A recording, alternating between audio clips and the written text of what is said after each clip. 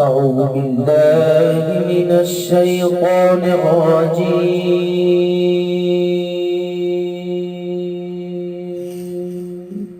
بسم الله الرحمن الرحيم.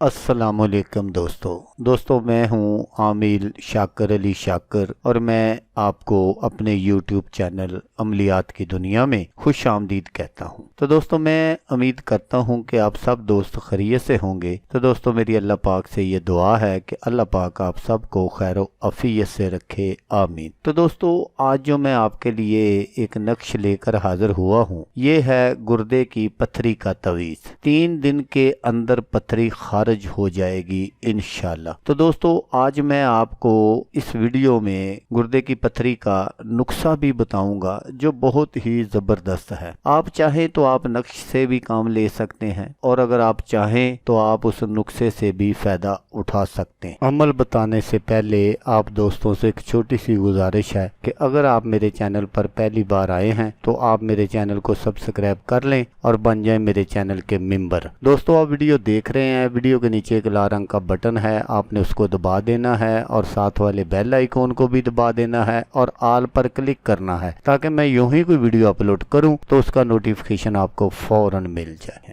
2 نقش میں آپ کو دکھاؤں گا، دونوں ہی آپ نے بنا لینے ہیں، لیکن ان کو جو بنانے کا طریقہ ہے وہ تو یہ ہے اصل میں کہ کسی سنار سے چاندی کے پترے پر ان کو پرنٹ کروایا جاتا ہے اور پھر ان کا پانی جو ہے وہ پیا جاتا ہے، لیکن باامر مجبوری آپ اس کو کسی چینی کی پلیٹ پر لکھ کر بھی اس کو دھو کر پی سکتے ہیں۔ تو انشاءاللہ چند ہی روز میں پتھری جو ہے وہ پیشاب کے ساتھ گل کر نکل جائے گی۔ تو یہ دونوں نقش آپ نے لکھنے ہیں جو میں آپ کو سکرین پر دکھا رہا ہوں۔ تو جو نسخہ ہے وہ بھی بہت ہی مجرب نسخہ ہے کہ آپ نے سونف، تخم خربوزہ، چھوٹا گوکھرو، تینوں دوائیاں 1-1 تولہ آپ نے لے کر حمام دستے میں خوب کوٹنی ہے۔ پھر ان کو سل پر پانی ڈال کر دواؤں کو بریک پیس کر ان کا شیرہ نکال لیں اور مل مل کے کپڑے سے چھان کر حسب ضرورت شکر ملا کر شربت بنا لیں۔ تو پہلے آپ نے 1 عدد ہڑڑ کا مربع کھانا ہے۔